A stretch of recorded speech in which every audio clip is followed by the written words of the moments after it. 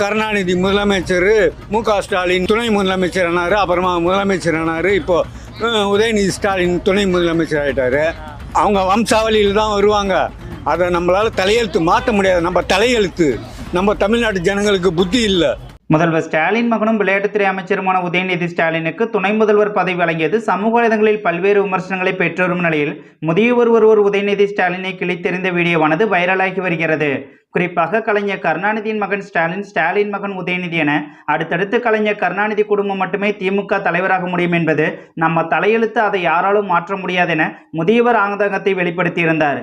மேலும் மக்கள் வரிப்பணம் ரூபாய் 42 கோடி தண்டமாக கார் ரேஸ் நடத்தி வீணடித்த அமைச்சர் உதயநிதி ஸ்டாலினுக்கு துணை முதல்வர் பதவி வழங்கியுள்ளார்கள் என்றால் இதைவிட கேவலம் வேறு இல்லை என எதிர்த்தரப்புகள் விமர்சித்து வருவதும் குறிப்பிடத்தக்கது. மேலும் திமுகவுக்காக காலம் காலமாக உழைக்கும் அமைச்சர் துரைமுருகன் போன்ற திமுக மூத்த அமைச்சர்களுக்கு துணை முதல்வர் பதவி வழங்காமல் எந்தவித தகுதியும் இல்லாமல் முதல்வரின் மகன் என்ற காரணத்திற்காக உதயநிதிக்கு துணை முதல்வர் பதவி வழங்குவதுதான் திராவிட மாடல் ஆட்சி என பொதுமக்கள் கேள்வி எழுப்பி வருகின்றனர். பிஜேபி எதிர்ப்பு என்ற ஒரு காரணத்தை வைத்துக்கொண்டு உதயநிதியை துணை முதல்வராக்குவது, ஊழல் குற்றச்சாட்டில் கைது செய்யப்பட்ட செந்தில் பாலாஜிக்கு மீண்டும் மீண்டும் அமைச்சர் பதவி கொடுப்பது போன்ற கேலிக்கூத்தை மக்கள் ஒருபோதும் ஏற்றுக்கொள்ள மாட்டார்கள் என திமுக ஆதரவாளர்களை விமர்சித்து வருவதும் கவனிக்கத்தக்கது.